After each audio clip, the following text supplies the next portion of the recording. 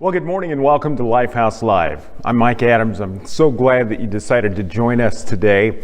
We have friends today from Florida, South Carolina, Missouri, Illinois, Arkansas, and many other places, not just around the country, but also around the globe. We've even had responses all the way from Congo in Africa. So it's pretty exciting to know that you're here, and you're not just here alone. You're joined by people from all over the country, all over the world. So we're so happy that you joined us today. Let us know that you're here in the comments, and let us know where you're watching from today. We'd love to stay in contact with you. Well, today we're going to continue our discussion about what to do on the worst day of your life. We'll be joined by special guest Ellen Marie Tanner. Ellen is a life coach who's experienced a lot of loss and pain in her life, and we'll gain some great insights on processing through loss as we listen to what Ellen has to say. Plus, we've got some great music on the way from Andrea, JD, Dana, and more. And we'll look at how the biblical future King David processed through the pain differently than his 600 men after their tragic day at Ziklag from 1 Samuel chapter 30. Now, let's get this party started. Thanks for being here. So this song is called Difference Maker. It's my Need to Breathe. With all the suffering and just the craziness that's going on right now, there's so many people that are out there on the front lines, just doing what they can, being difference makers. So this is dedicated to you guys.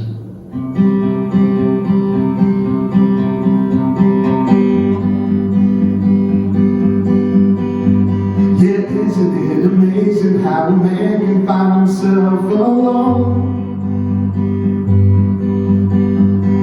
Call into the darkness for an answer that he's never known.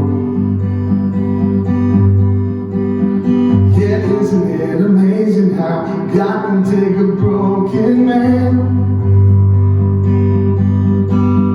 Yeah, let him find his fortune, let him ruin him with his own two hands. And he climbs up on the hill, on the rock on which he stands. He looks back at the crowd, he looks down at his hands, and he says, well, I am a difference maker. Oh, I am a difference maker. Oh, I am the only one who speaks to him, and I am the friendliest of friends of God.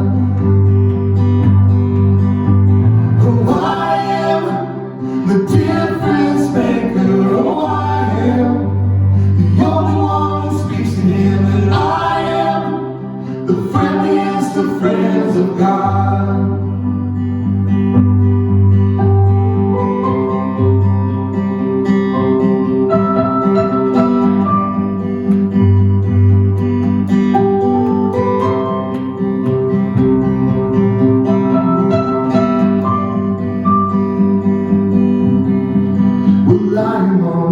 About nearly everything I've seen, and I have felt the fire been put out by too much gasoline. We're all strangers passing through a place in time. Afternoon, life is but a vision in the window that we're peeking through. A helpless conversation with a man who says he cares a lot. It's a passive confrontation about who might go a punch or not. We all are transgressors, we're all sinners, we're all astronauts. So if you're being there, then raise your hand, but shut up if you're not. 'Cause I am a difference maker. Oh, I am the only one that speaks to him, and I am the friendliest of friends of God. Oh, I am the difference maker. Oh, I am the only one that speaks to him, and I am the friendliest of friends of God. And I am a difference maker. Oh, I am the only one that speaks to him, and I am the friendliest of friends of God. Last week we started a mini-series on what to do on the worst day of your life. All of us have periods of time in our lives when it seems like everything is collapsing all around us. Maybe it's because of the death of a loved one. Maybe it's because of a broken relationship or a divorce, the loss of a job, or a bad diagnosis from the doctor. The question is, how do you respond in those days? How do you process through the pain of the worst day of your life? Well, last week we started looking at a short episode in 1 Samuel 30 in the Old Testament of the Bible. And it's during a time when David, who had been appointed to be the future king of Israel, was actually running for his life from the current king, King Saul. Saul was very jealous of David and his popularity, and he was out to kill David because of that jealousy. Well, David and his 600 men made their home and took their families to refuge in a city called Ziklag. And after being away from their home for a while, they returned to Ziklag to find that the city had been burned and destroyed, that the riches were stolen, and worst of all, their families had been taken captive to be made into slaves. It was undoubtedly one of the worst days, if not the worst day of their life. In verse 4 of chapter 30, it tells us that when they saw the devastation, they fell into the ashes onto their knees, and they wept. They wept until they could not weep anymore. But what happens next shows the difference between how they process the pain. David's 600 men, whom he had fought side by side with, now decided to turn their pain in on him, and they decided to blame him and even made plans to stone him and kill him.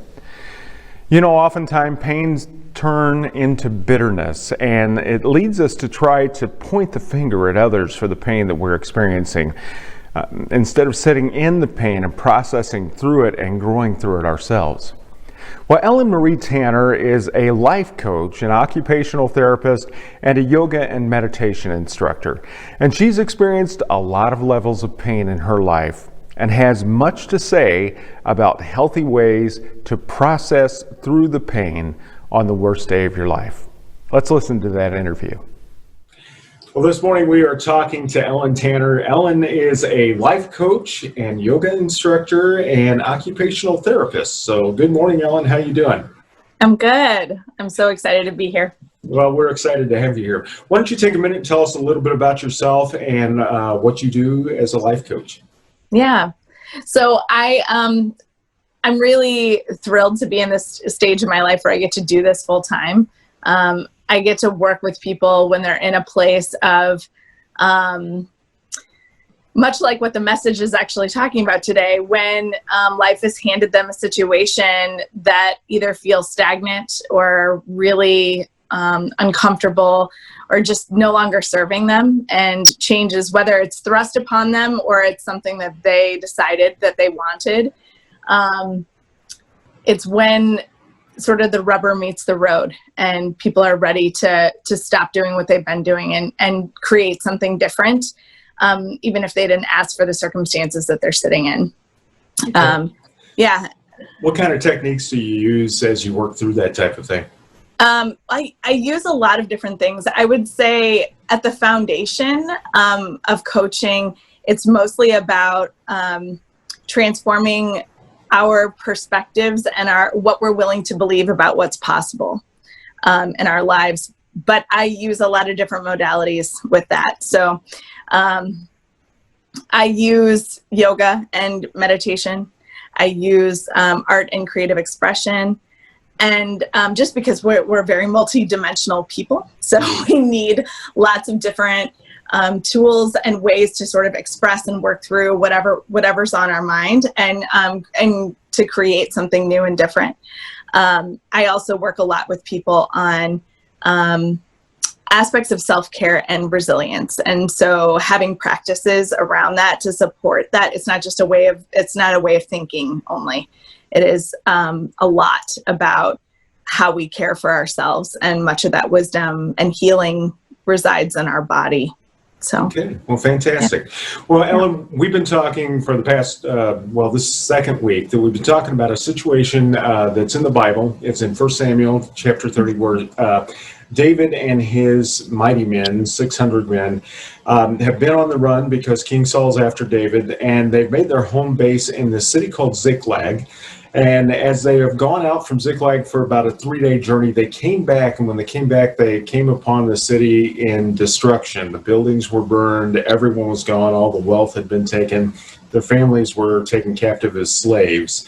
And last week we talked about the beginning of the grieving process, where you allow yourself to feel the emotion of that. And the Bible says that David and his men sat in the ashes and they wept until they could weep no more. But the next thing that we find out in that story is that the 600 men that were with David then allowed that emotion to turn into anger and bitterness, and actually turned on David and wanted to stone him. So what I thought I'd ask you about is that grieving process, because we've gone through the feeling, the emotion, but now, and what do you do with that emotion once you've felt it? Some people turn it negative and turn on other people, or turn it in on themselves. So. Yeah. I really appreciate you asking me about this. I have a variety of different experiences around grief, and feeling those really uncomfortable feelings. What I've had many different kinds of grief in my life, in my adult life especially. I mean, I've lost people, just like many of us have, people that I love. But I've lost ways of being, and I've lost versions of myself and parts of my life. And there are a few things that come to mind. When I think about grieving, I recently did a Zoom call on this, and so I prepared some topical points.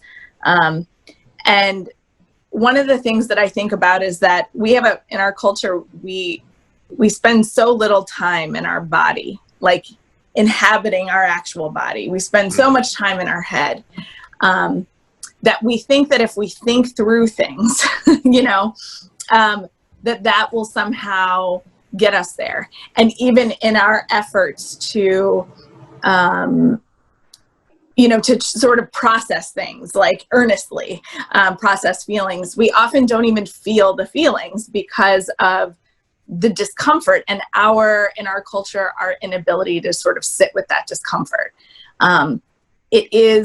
It does require that I often, when I work with my patients who are in chronic pain, and pain is a really important part of recovery, so and rehabilitation. And so when they're in pain, there's often this like wincing, this like, oh, I don't want to feel it, I don't want to look at that, I don't, and our physical pain lights up a specific part of our brain.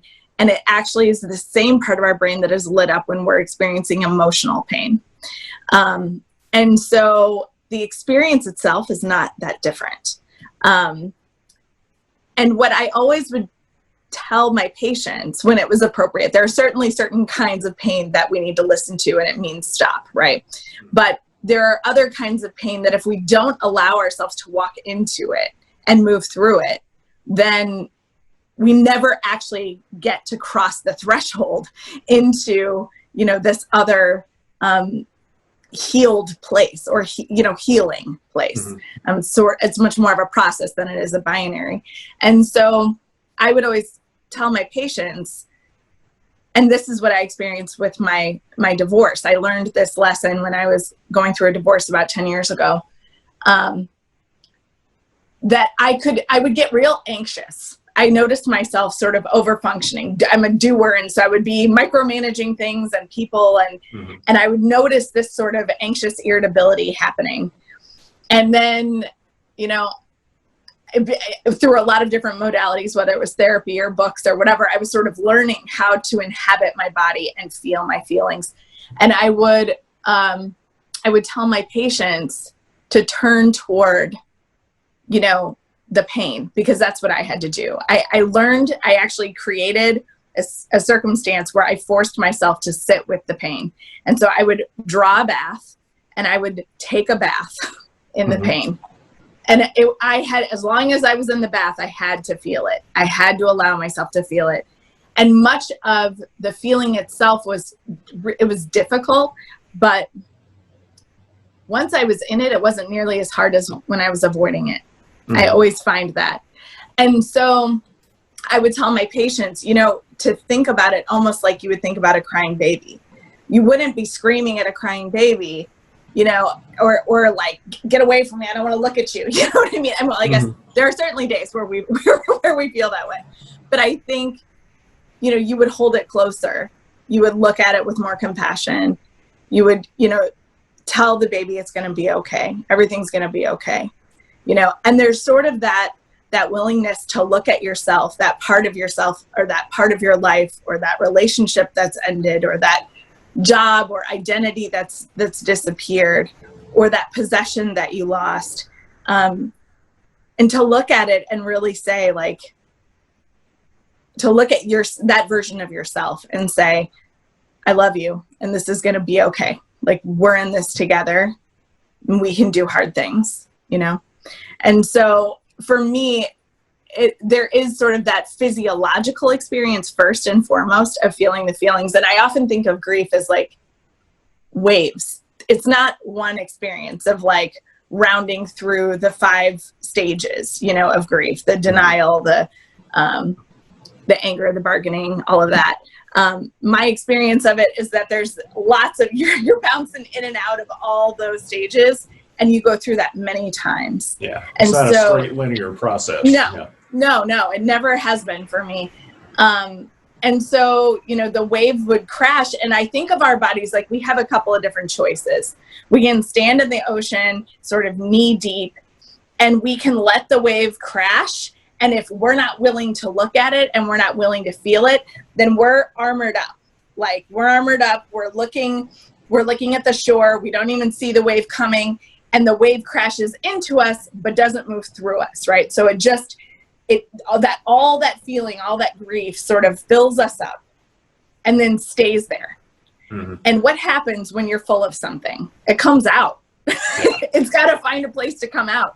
Whether you're intentionally letting it out or not, it's going to come out your ears, it's going to come out your mouth, it's going to come out, right? And for me, when I have been experiencing grief and I'm not wanting and willing to look at it or feel it, it comes out as yelling at other people. It comes out as passive aggressive remarks. It comes out as, just general hurtful behavior to myself or others, right?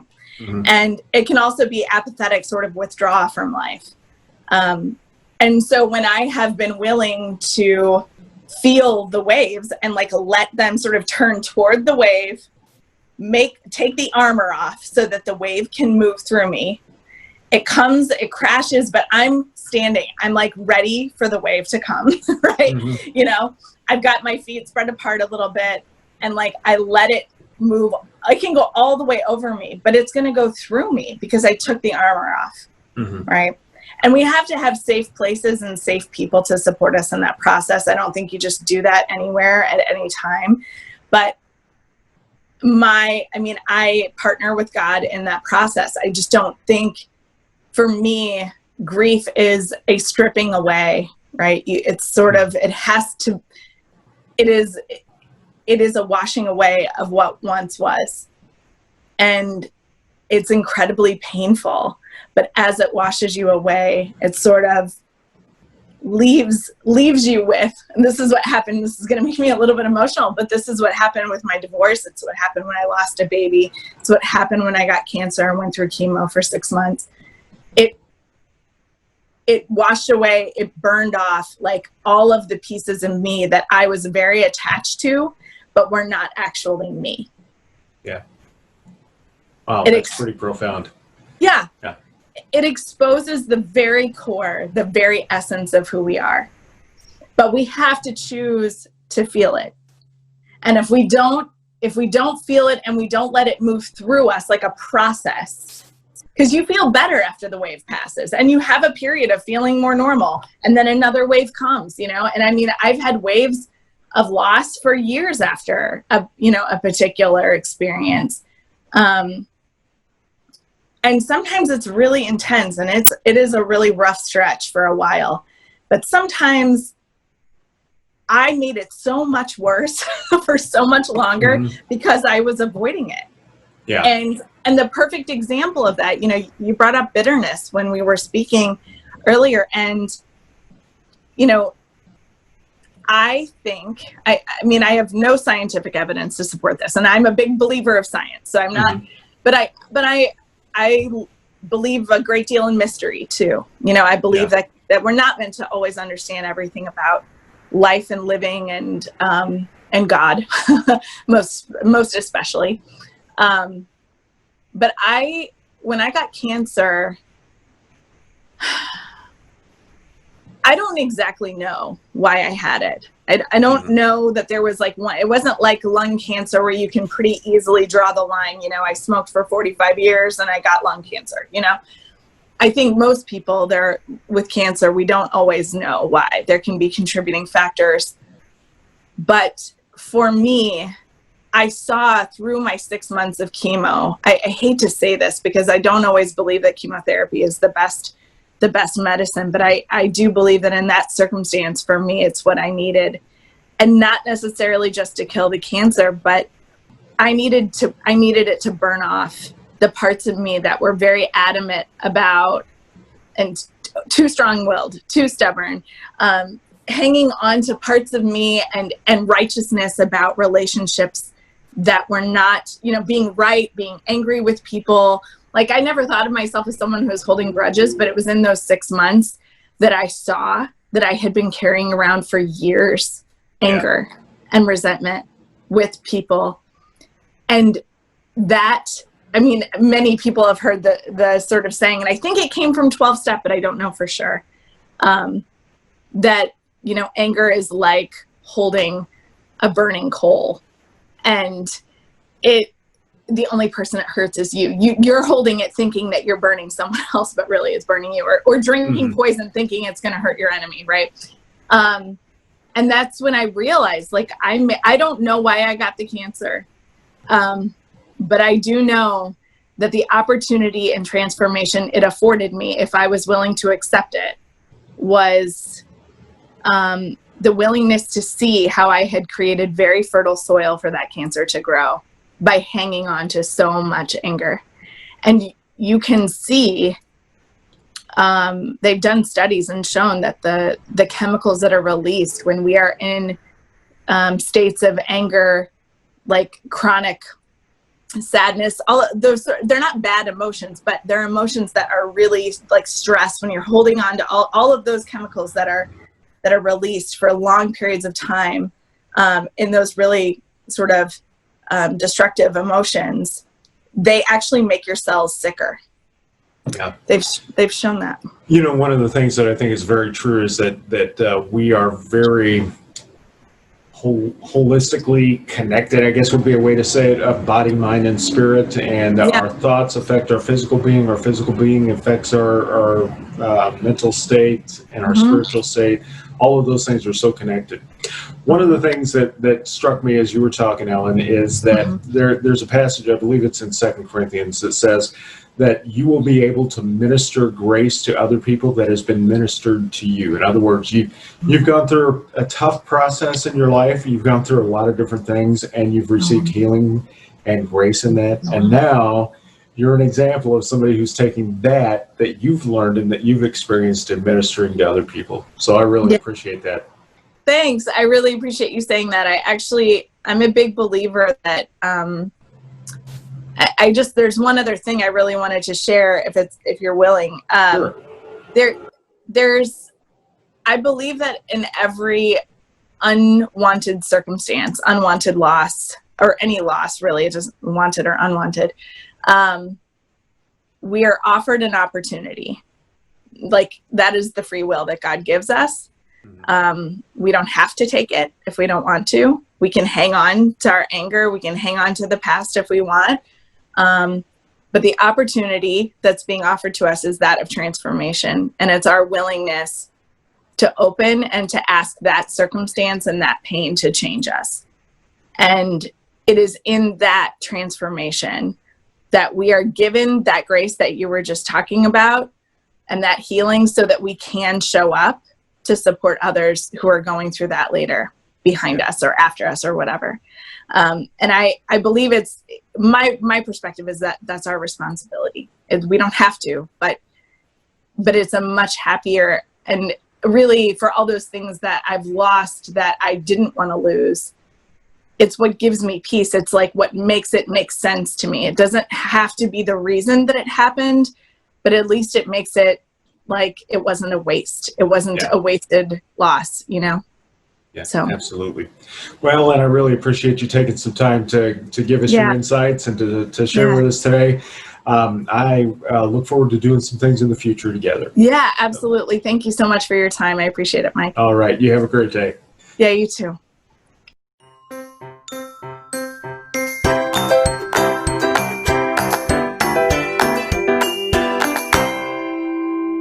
Hey, if you'd like to donate to the work of Lifehouse Community Church, you can do so in 3 ways.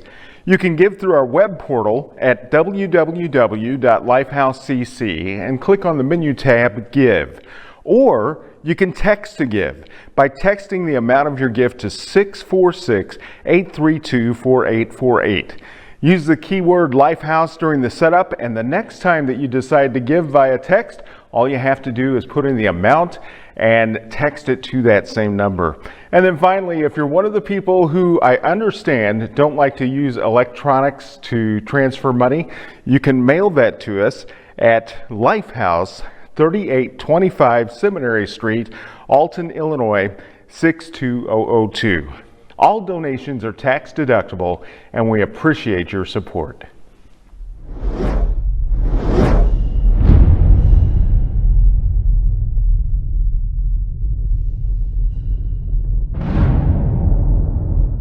You know, as we read further in 1 Samuel chapter 30, you'll notice a stark difference in the way that David's men processed the pain and the way David did. In spite of the fact that his closest men were turning on him and planning to stone him, David found positive ways to deal with this painful situation. Verse 6 tells us that although David was in anguish himself after all his 2 wives and children had been taken captive to become slaves, David refused to focus on the negative aspects of this tragic situation, but began to refocus his attention to God, focusing on Him and listening for His voice. He encouraged himself in the Lord, one translation says. In other words, David worshiped God in the midst of his pain. You know, often we have a tendency to take the route that David's men took in the midst of pain. They allowed their pain and suffering to take root as bitterness. And as they became more bitter as they were processing through this, they started blame shifting. This has to be someone's fault. So they threw the blame toward David. After all, he was their leader. And it's a human tendency for us to look to someone to blame when things aren't going the way that we expected or desired. Too often, that blame goes either on the leader or on someone who is closest to us, as in the case of David's men. David and his men were a tight group. They fought side by side. They loved each other. But in the midst of this tragedy, they turned on David and wanted to kill him. Oftentimes, instead of the leader, the finger of blame gets pointed toward God. You know, if God really cared, we wouldn't be suffering like this. If God really was all that powerful, why would He allow this painful circumstance to enter into our lives? Leading us to conclude that either God is incapable of changing or He's just uncaring and unwilling to change the situation. If God was really with us, we might say things wouldn't be turning out this way. But David refused to take that posture. Instead, he encouraged himself in the Lord. He focused on what he already knew to be true. He knew that God was with him in the midst of the pain of life. Life is hard, but God is good.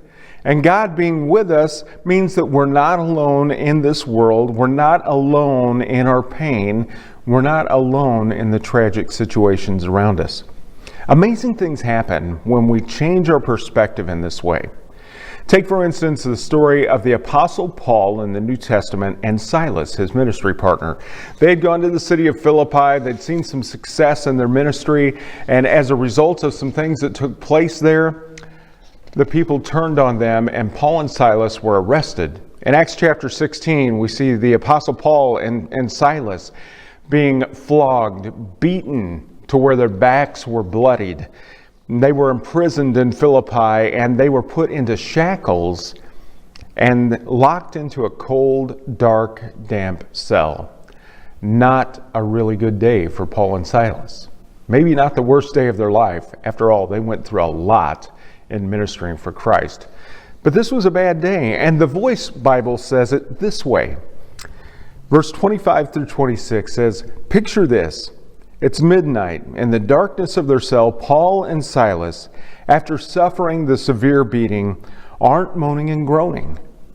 They're praying and they're singing hymns to God. The prisoners in adjoining cells are wide awake, listening to them pray and sing." They must have thought, how crazy are these guys? I mean, their bodies are beaten, they're bloodied, they're sore, they're in agony, they're bound, and instead of complaining and blaming, they turned to prayer and worship. They focused on their God and their faith, and they began to do as David did. They encouraged themselves in the Lord. The Bible says, suddenly the ground began to shake. The prison foundations began to crack. You can hear the sound of jangling chains and the squeak of cell doors starting to open. And here's an interesting point, because we always think about how that response set Paul and Silas free. But every prisoner in that jail realized that his chains were beginning to come unfastened.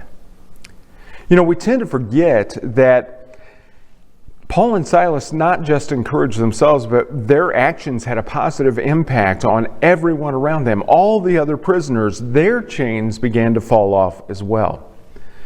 You know, when we're going through painful circumstances, no matter what they are, and others who are connected to us see the way that we process through that pain, the way that we focus on God and aren't bound by our bitterness and frustration and anger. It not only frees us, but it draws their attention. It opens the door for freedom for those around us. That's why Paul told his protege Timothy to always be ready to give a reason for the hope that was in him. Because when people see that, they're going to ask. When people see that you're going through difficult, horrible circumstances, and it's not affecting you the way it's affecting others around you, they're going to ask, what's the difference? What makes the difference in your life? And you'll be able to say, well, the difference is I trusted in God. Because when others seeing us have that hope, in spite of our circumstances, they want to know what the difference is.